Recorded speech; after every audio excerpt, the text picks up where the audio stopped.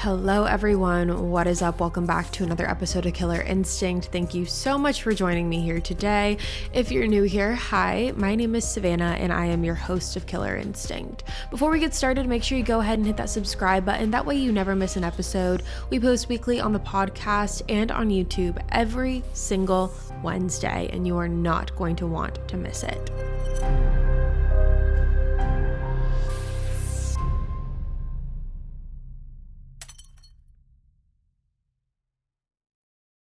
Now, as you guys can tell by the title of today's episode, today we are dealing with a very twisted case. It is a case that is going to make you, yourself, question who you can really trust. For me personally, I always find these cases truly horrific because I can never fathom me personally being in either of these positions. However, I'm very interested to hear what you guys have to say about it at the end of this. So with that being said, let's jump right on into it today. Now, this case takes place in Montgomery County, Texas.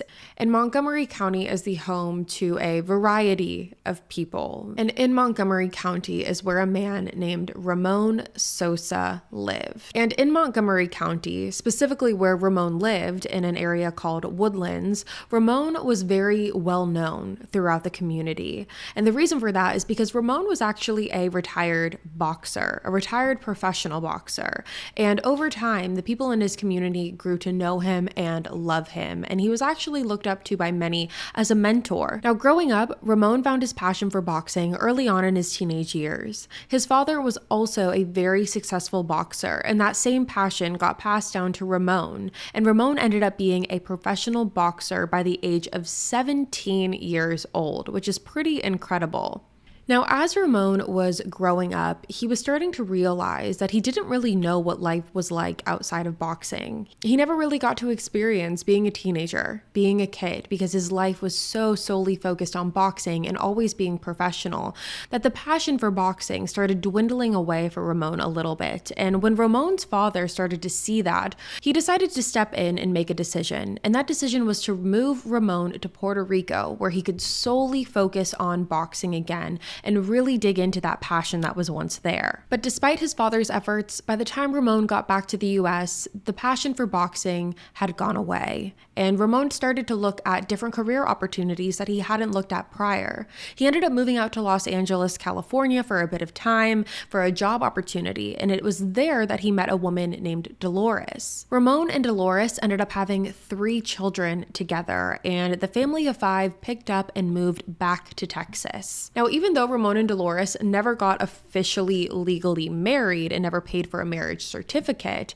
Ramon and Dolores ended up being married just by the common law marriage because they had been together for up to 10 years. However, it was at that 10-year mark that the two of them started drifting apart and the relationship was not what it used to be. And ultimately, Ramon and Dolores ended up breaking up. The breakup was as amicable as it could be, and they decided to split joint custody of their children. Now, something that Ramon really leaned on through the process of this separation was boxing. This separation reignited Ramon's passion for boxing. So much so that Ramon actually began a nonprofit for younger kids for a boxing program called Young Prospects that was really popular throughout the community. It was at this program that Ramon met one of his closest friends, a man named Mundo, who will be very prominent throughout the rest of this case. Something that Mundo did not shy away from was the fact that he did have a very checkered past. Mundo had spent his teenage years growing up in a gang and did also spend some time in prison for that. However, it was after he was released from prison that Mundo decided that he was going to make a change in his life. He wanted better for himself and for his future, and so he really focused on doing whatever it took to make that happen. Now, at this point, Ramon was 40 years old. He was driving for FedEx during the day while simultaneously running the nonprofit organization. Along with that, he was also trying to spend as much time with his children as he could, so he definitely had his hands full. But there was one aspect of Ramon's life that was missing, and that was the romance department. Now, that was until the late 2000s when Ramon met a woman named Lulu Durantes. Lulu and Ramon had met each other at a nightclub. Lulu was walking past Ramon, who had his eyes on her for the whole night, and accidentally stepped on his foot while trying to get by him. When she turned around to apologize, Ramon asked Lulu to dance, and the rest was history. Ramon said, quote, "She immediately caught my eye. The way she carried herself, I couldn't stop staring. She just captivated me. Not only was she very beautiful, but she could dance too. She then walked in front of me, and all of a sudden she stepped on my toe, and she was wearing these 6-inch heels. I bent down, and she was so apologetic. All I could say was, 'Would you dance with me?' And we danced the night away." The two ended up getting engaged after about a year and a half of dating, and shortly after that, in 2009, the two got married. Now, looking back, hindsight is always 2020, and while Ramon thought that this wedding was the best day of his life, there was always something that stuck out to him a little bit. At the wedding, Lulu's mother went up to Ramon and whispered in his ear, saying, quote, "Now she's your trouble." So now let's dive into this. Who is Lulu Durantes? Lulu was born in 1974 in Mexico City, and she was the middle child of 3 siblings and was raised by a single mother. Now, similar to Ramon, Lulu had also been married prior and had 2 children. Now, when the two met, Lulu had a visitor's visa. However, after getting married, she was able to be a legal American citizen. And from everyone's perspective, Lulu and Ramon were perfect for each other. Everyone thought so, besides Ramon's children. Ramon's children knew from the start that there was something about Lulu that just didn't sit right with them. So much so that Ramon's children actually refused to go to the wedding of his father and Lulu. That's how much they were against this marriage. And the way his children had described the relationship between themselves and Lulu was as if Lulu was just playing pretend. She was going along with the fact that Ramon had kids, but knew that one day when they grew up and were adults, she wouldn't have to be around them anymore. She treated his children as if they were temporary. Ramon's children felt like Lulu was constantly putting on a show for Ramon to try and impress him, but they never felt like they had a genuine connection to their father's new wife. However, even though Ramon's children were not thrilled of who their new stepmom was, they went along with it due to the fact that there wasn't much that they could do about it. Ramon seemed happy, and they didn't want to get in the way of that. Lulu was very supportive of Ramon's boxing journey, so much so that the two actually ended up opening a gym together after they got married. They opened up Woodlands Boxing, and together they worked as a team to keep the gym running smoothly. Ramon ran the gym and boxing side of things. He was the trainer, the mentor, while Lulu was in charge of the administration and the business responsibilities. And with Ramon's reputation of being a professional boxer and the nonprofit he had already started, the gym was a huge success. And from the very beginning, when that gym first opened, the gym was always Ramon and Lulu's first priority. The gym came first. The gym was really like their child. They treated it as if it were their child that they were nurturing and growing to be successful. And it worked. The gym was a huge hit for everyone in the community. However, over time, Ramon was able to see that as the gym was gaining success and as the two of them, Ramon and Lulu, started gaining profits from the gym, Lulu's personality started to change. Ramon expressed to his friends that once the gym reached a certain point of success, Lulu became very entitled. She became very selfish, and it was her way or the highway. And once the gym hit a certain point of success, the complaints from Lulu were never ending. Lulu would constantly tell Ramon that he was spending too much time working, or that he was spending too much time with his kids. And this definitely created a shift and a divide in their marriage, so much so that they ended up separating in their house. Lulu and her kids and her mom ended up taking the second story of the home, while Ramon lived on the first story. And in 2015, after 6 years of marriage, Lulu officially filed for divorce from Ramon. And immediately, when Ramon got the divorce papers, he knew that this was not going to be a smooth sailing process. He knew that Lulu was going to fight tooth and nail and do everything she could to get Ramon's assets. The Sosas were successful. They had multiple cars, they had motorcycles, they had a nice home. They definitely had assets that were considered valuable. And Ramon knew that Lulu would go to great lengths to make sure that she was the one who would get those assets. But no one could ever imagine how far she would really go. Good money habits start with your very first paycheck. And if you just scored your first job, you've got an opportunity to jumpstart a healthy financial journey. When you sign up for Chime and link a qualifying direct deposit, you get access to benefits like getting paid up to 2 days early and fee-free overdraft up to $200. And with Chime, there are no monthly fees, no minimum balance, and no deposit required to become a member. So sign up for Chime checking account today to link your paycheck. It only takes 2 minutes and does not affect your credit score. Get started at chime.com/killer. That's chime.com/killer. Chime is a financial technology company, not a bank. Banking services and debit card provided by the Bancorp Bank N.A. or Stride Bank N.A. members FDIC. Early access to direct deposit funds depends on payer. SpotMe eligibility requirements and overdraft limits apply. See chime.com/spotme. If you've ever had unprotected sex, forgot your birth control, had a condom break, or you're just simply not sure, I'm excited to talk about a new company that is giving emergency contraception a much-needed rebrand.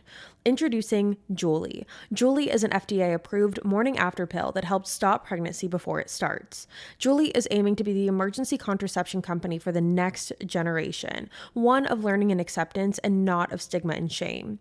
When it comes to complex and stressful choices around your health, they believe women deserve products that are easy in every way. That means easy to find, easy to take, easy to relate to, and easy to understand. It works best when taken right away or within 72 hours of unprotected sex. Julie just launched at CVS, but you can also find Julie at Target and Walmart stores across the US. You can also order online to have for the future, just in case. It's legal in all 50 states. You do not need an ID, prescription, or credit card to get it. Julie is not just a morning after pill. It's a morning after pill brand that is working to increase access to emergency contraception for women across the country. Julie has a 1-for-1 donation program, and every time you purchase Julie at store or online, the company donates 1 pill to someone who needs it. Julie partners with over 25 organizations across the country to provide donations to those disproportionately impacted by health inequities. You can go to juliecare.co to learn more or find Julie at your nearest CVS, Target, or Walmart today. That's juliecare.co to learn more. Now, this takes us to early July of 2015, and on this day, Ramon's best friend Mundo was at the gym at a time that Ramon was not there. And while Mundo was at the gym, he ended up overhearing a conversation between Lulu and her daughter that raised a red flag for him. During the conversation with Lulu and her daughter, Lulu expressed how she wanted Ramon dead. Now, Mundo knew that this wasn't some silly fight. This wasn't some expression of frustration from Lulu. Because he knew about the divorce and the tension that was going on between Ramon and Lulu, Mundo took this threat seriously. He walked over to Lulu and asked if she really meant what she was saying. And to Mundo's surprise, Lulu confirmed that she wanted Ramon to disappear. Now, this was all very surprising to Mundo because Mundo knew that Lulu wasn't the biggest fan of him. Lulu knew about Mundo's past and didn't love the fact that Ramon was super close with him because of that. So it was surprising to him when Lulu began confiding in Ramon's best friend. But not only did Lulu express that she wanted Ramon to disappear, she went as far as asking Mundo to help her find someone who could take Ramon out. Now, Mundo knew that he needed to act fast in this moment, and he decided fairly quickly that it was better for him to get himself involved and be in the middle of all of this to be able to know what was going on. That way he could relay the information to Ramon rather than Lulu go off on her own and find someone who actually would go through with murdering Ramon. Mundo told Lulu that he did know of someone who could help her with this process. He claimed that he had a friend who was a hitman named Paco and that he would connect the two of them together. Lulu was very grateful and thankful during this conversation with Mundo. However, again, for Mundo, this was a case of keep your friends close and your enemies closer. Now, immediately after leaving that conversation, Mundo went straight to Ramon and told him what happened. And at first, obviously, Ramon didn't know what to believe. He was in a total state of shock. Ramon said, quote, "I was so upset. There was so much rage and I couldn't believe it. I thought Mundo was joking. He already knew that we were going through a difficult divorce, but when he told me what he had heard, I couldn't believe it.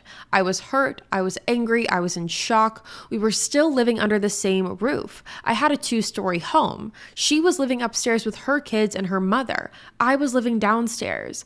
I had to go home and see this lady who wanted to kill me. I had to look her in the face," end quote. Now, after Ramon had gotten hit with this news, him and Mundo collectively decided that Mundo was going to play along with Lulu's wishes. That way they could gather enough evidence to bring to the authorities. So because of that, Mundo began texting Lulu. They were going back and forth before Mundo told Lulu that Paco needed a $200 deposit for a 9mm gun in order to follow through with the hit. Now, on Mundo's end, this was a test. He wanted to see if Lulu was serious, if she was really going to go through with putting a deposit down. And to his surprise, she did. And it was once Lulu produced the money for the deposit for the gun that Ramon and Mundo decided that they had enough information and that they were going to take this to the police. Ramon and Mundo went together to the Montgomery County Police Department and sat down with 2 officers and told them everything that was going on. Ramon explained how he was going through a nasty divorce and how Mundo had recently came to him with this information. Ramon explained that Lulu's motivation was greed and anger and that she wanted money. Mundo also handed over several phone recordings that he had from Lulu that he strategically took to show police to further prove that this was a serious matter. On the phone recordings, Lulu can be heard saying, quote, "If he dies, I will have the life insurance money. I will have his pension payments for the rest of my life. My life will be set. He worked so hard for his retirement, and now I'm going to work hard for my retirement. This is my retirement, Mundo. His life is my retirement," end quote. Now, Ramon did have a large pension in his name from his time working at FedEx if his life were to be cut short or if he was murdered, and Lulu knew that. But not only that, and this is where things really ramped up for the police, Lulu went as far as telling Mundo that they were on a timeline here. Lulu stated that Ramon needed to be murdered on or before July 22nd, which was the date that their divorce was going to be finalized. If Ramon was murdered after July 22nd, then Lulu would not get any of the pension or the assets from the divorce, and everything would go to Ramon's children. So because of that, Lulu was very strict on the timeline of this and how this needed to be done as soon as possible. And like I mentioned to you, Mundo overheard this conversation in the beginning of July. So this gave police about a week to a week and a half of time to figure out what exactly was going on here. And because of that tight timeline, as well as all of the evidence that Mundo and Ramon provided, police knew that this was a very, very serious matter. Police knew that everyone here was working against the clock, working against Lulu's clock.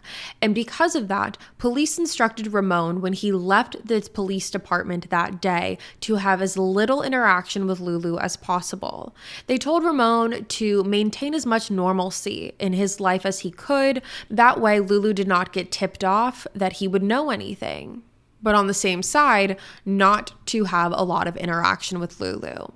Now, after Ramon and Mundo left the police department that day, the first thing that the police did was dove more into Ramon and Lulu's relationship. Even though Ramon and Mundo had provided them with a lot of evidence, they wanted to deep dive into the relationship to see if there were 2 sides to this story, to see if there were anything else that they were missing. And when they did that, they saw that in 2013, Lulu called the police for a domestic abuse on Ramon. However, there was no evidence to back up her claims. This led police down a rabbit hole of calls that Lulu had made to report Ramon. However, after the police had gone to their home several times over the years and saw no evidence to back anything up, they realized that this seemed like a situation of the boy who cried wolf.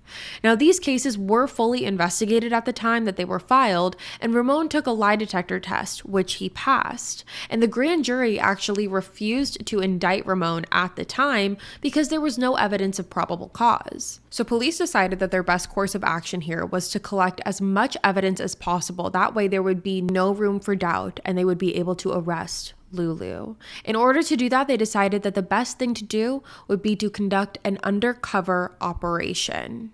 They ended up bringing in an undercover officer who posed as Mundo's friend Paco. Paco and Lulu ended up exchanging several messages and decided to move forward with their plan and meet up together. Lulu stated that she wanted Mundo at the meeting. That way she could make the introduction between the two of them. And police agreed that they would do this. That way they can make Lulu as comfortable as possible in hopes to get her talking. So police and Mundo set up a plan. The plan was that Mundo and Lulu were going to drive to a parking lot of a local department store and meet up with the undercover officer who was posing as Paco. Police instructed Mundo that him and Lulu could get into the car with Paco. However, once that initial introduction was made, they wanted Mundo to get out of the vehicle because they wanted him involved as little as possible. So after all of these instructions were laid out, on July 20th, Mundo, Lulu, and Paco met at the parking lot of the local department store. Now, little did Lulu know at the time, but throughout this parking lot, there were dozens of undercover officers. There were other undercover officers in cars outside of the store, posing as everyday normal civilians who were going to be there if this meeting went south. Now, after Lulu and Mundo met up with Paco, Mundo left the vehicle as instructed by police. Now, the whole conversation between Paco and Lulu was obviously recorded, and on this conversation, Lulu states, quote, "He has screwed with my life, so I want to screw with his. I want him dead. He is more useful to me dead than screwing with my life." End quote. After the initial introduction, Lulu and Paco went into specifics about how to carry out this hit. Lulu emphasized the importance of doing this sooner rather than later because she needed it done before July 22nd. She also stated that the perfect time to do this would be early in the morning when Ramon was on his way to work. She went on to say that she would give Paco $500 as an initial deposit and then another $500 once the job was done. She also promised Paco the title to Ramon's truck, as well as multiple pieces of jewelry that Ramon owned to be forms of payment. Now, at this point, police thought that they had more than enough evidence to arrest Lulu. However, after taking the case to the DA and showing them the evidence, the DA was not as convinced as the detectives were. The DA looked at this from the standpoint of the jury and looked at Lulu, who was someone who was a mother of two, had no criminal history, and did not look like your average everyday person who wanted to put out a hit on their husband. The DA was not convinced that the jury was going to convict her, so they told police to take it an extra step further and see what Lulu's reaction would be when she found out that Ramon was actually dead. They wanted to see if she was going to be sad or happy or excited or regretful of her decision at all. So they wanted Lulu to believe that Ramon was dead, obviously without killing Ramon. So in order to do that, they needed to stage Ramon's death and get Lulu's reaction on video. Police had a meeting with Ramon where they explained everything that they needed to do. They told him that they were going to use stage makeup to create a lifelike bullet hole through Ramon's head and have him lay down in a shallow grave. They said that they were going to take a picture of his body and show it to Lulu to see what her reaction would be. Now, as you can imagine, this was incredibly overwhelming for Ramon. To hear that not only the woman that he married tried to put a hit out on him, wants him dead, wants him murdered, but now he's going to have to take the extra step and actually pretend to be dead and be a part of the staging of his own death. So then later that afternoon, on the 21st of July at approximately 3 p.m., police took Ramon to a grave site that they had picked out. The site itself was extremely isolated and the grave site was already dug. And once they arrived, Ramon was placed into the 4x4 shallow grave. Once he was in, he was instructed to place his hands behind his back in order for him to appear restrained. Police had used stage makeup to make it appear that Ramon had been shot in the side of his head and used fake blood to pour down his temple. Once all was said and done, police took multiple pictures at different angles. And after the pictures were taken, and in order to ensure Ramon's safety, they put Ramon in a hotel for a few days. They took his phone away so that he wouldn't be able to contact any of his friends or family. And the point in doing this was to have Ramon's friends and family reach out to Lulu to ask where he was. And they did this because police wanted to see what Lulu's story would be. So in essence, Ramon had to pretend that he was missing. He wasn't able to talk to anyone. No one knew what was going on. It was as if Ramon had actually disappeared. Now later that night, Paco and Lulu met again for a second time. When Lulu got into Paco's car, he told her that the job had been completed. He elaborated on a story that Ramon had put up a fight, but ultimately Paco was able to get him in the end, and showed Lulu the pictures. Now, all of the detectives who worked on this case claimed that Lulu's response to these pictures was one of the most disturbing parts of this entire case, because once Lulu saw these pictures, she seemed elated. She had the biggest smile on her face. She truly portrayed herself in that moment to be a very evil woman. Now, on the 23rd of July, police arrived at Woodlands Boxing, where Lulu was working. When they arrived, they told her they had several questions for her. They had asked if she had spoken to Ramon recently or if she knew where he was. This is when she went on to tell police that they were going through a divorce, that she hadn't seen him, she hadn't talked to him, she hadn't heard from him, and they let her go on a rampage for about 5 to 10 minutes before ultimately arresting her. Lulu was arrested for solicitation of capital murder and immediately after her arrest, lawyered up and refused to speak to police. Now, after Lulu's arrest, Ramon was able to leave the hotel room. He was given his phones back. However, the media was ahead of Ramon in this case, and this story was plastered everywhere throughout the news and the media, and a lot of Ramon's family and friends learned about it on the news. For example, Ramon's mother, who does not speak English as her first language, was watching TV when the news story appeared, and the only pieces of the headline that she was able to take away was "Wife killed husband," and saw a picture of Lulu on the screen. So when she saw that, she was under the impression that her son had been murdered, that her son had died, and she went into absolute hysterics. She was beside herself. She was screaming. Similarly to Ramon's children, his children found out the same way. Now you can imagine their surprise, their shock, and also their relief when Ramon immediately called them to tell them what was going on. They were all under the impression that he had been murdered. So you can imagine their surprise when his name showed up on their phone. Now, while awaiting for trial, Lulu never gave a motive or a reasoning for why she did what she did. The divorce was also finalized between Lulu and Ramon was awarded every single asset that was up for grabs between the two of them. On October 11th of 2016, Lulu decided to take a plea. Lulu pled to second-degree felony charge of solicitation of murder and received 20 years in prison. Ramon was at the courtroom during the sentencing and was also able to give a victim impact statement where he forgave Lulu for what she had done and was also able to express the anguish and agony over what had happened. However, Lulu never once looked at Ramon the entirety of her sentencing. So Lulu never spoke. She never told police what her reasoning was, what her motive was. She knew that she was caught. She knew that the game was up. And she will be serving many years in prison to pay for it. And that, you guys, is the case of Ramon Sosa. I'm very interested to hear what you guys have to say about this case, so please let me know in the comments below. And with that being said, you guys, that is all for me today. Thank you so much for tuning in to another episode of Killer Instinct. If you're new here, hi, my name is Savannah and I'm your host of Killer Instinct. Again, make sure you go ahead and hit that subscribe button. That way you never miss an episode. We post weekly every Wednesday on the podcast. You're not going to want to miss it. I'll be back next week with a brand new one for you guys. And until then, stay safe. Bye, guys.